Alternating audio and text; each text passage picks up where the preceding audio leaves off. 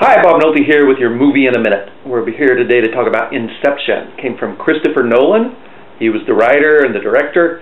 He came onto the scene a few years ago with his first movie, Memento, which was a mind-blowing thing about a man with amnesia. He actually showed the movie kind of backwards, so you didn't know any more than he knew. It was a puzzle movie. Very well done. Didn't really stand up that much to thinking about the plot, but just watching it and experiencing it was fantastic. And this is a similar movie.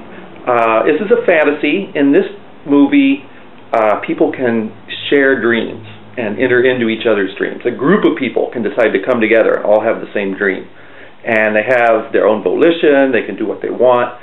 And so it's often used by criminals to try to steal secrets from other people. And the title Inception refers to the idea that can you use a dream not just to find out something the other person already knows, but to create an idea and get them to do something that you want them to do. It had never been done before, so this group of criminals is trying to do it. Stars Leonardo DiCaprio, who seems very grown up. For me, I had a hard time getting over him as Jack in Titanic. He always seemed like just out of his teens, but now he seems more grown up. And Ellen Page, with an E. She also, she did a teenage movie, Juno, and it kind of always seemed like a teenager before. But she plays a grown-up in this one and does it very well. This movie's going to win the Oscar in a couple of days for Best Screenplay, Best Original Screenplay. You heard it here first. My advice is to see this movie. It's mind-blowing.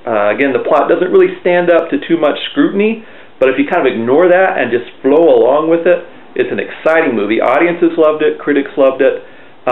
It does have violence.